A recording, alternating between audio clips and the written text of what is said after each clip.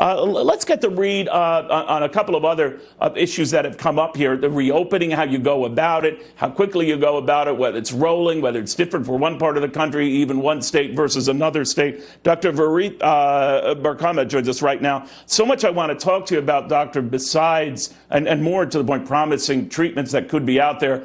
But as a top medical pro yourself, do you have any bias one way or the other about how we get back to work, when we get back to work, how it's sort of staggered out? Any preference? Hi, thanks for having me. First of all, at the level of the hospital, we're treating the patients, we're fighting for each one. What I could just say about going back to regular life is we just got to take it slowly, be patient. It's not going to happen fast. But, we really have to do it slowly. All right. So right now, Doctor, the president is meeting with those who had, COVID-19 and, beat it. In other words, they tested positive. Now they're testing negative. We know their plasma is in strong demand as a treatment opportunity for those who get the virus themselves. What do you think of this group when we think of the fact that 80+% of people who contract it do survive it? So that's a lot of potential people to look at, right? That's true. So indeed, most of the patients who have COVID-19, they indeed recover. A lot of them are even asymptomatic, but even patients that come to the hospital, to our hospital, just as an example, to Holy Name Medical Center, the vast majority get better and go home.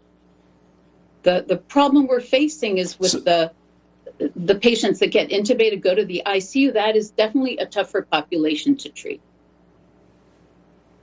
Doc, you can help me with this, and maybe it was just one aberrant case in New Jersey, but this person being treated with an injection of cells from the placenta after babies are born, and I'm wondering whether that showed promise, what you make of that, what you might know about it. So first of all, more than everything, that gives hope.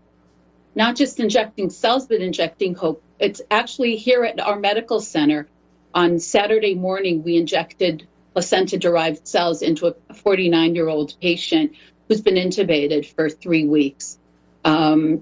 Basically, we base the thought that these cells might work based on their mechanism of action and based on the things that we're experiencing, looking and seeing how COVID works. So one of the main issues we have with COVID is that a lot of patients, they, after 5 to 7 days after the symptoms start, they go into what we call this deterioration that we call the cytokine storm. What these cells might do is they might sort of quiet down that storm, which is what causes a lot of harm, which puts the patients into major respiratory failure and often requires intubation and mechanical ventilation. Very interesting. Dr. Varit Barkama, thank you very much for taking time. That looks promising. One of the many aspects we're hearing of this where some unusual treatments come forward and might sort of dodge the need right away for an outright vaccine. So we'll keep an eye on that. I want to thank the doctor for that.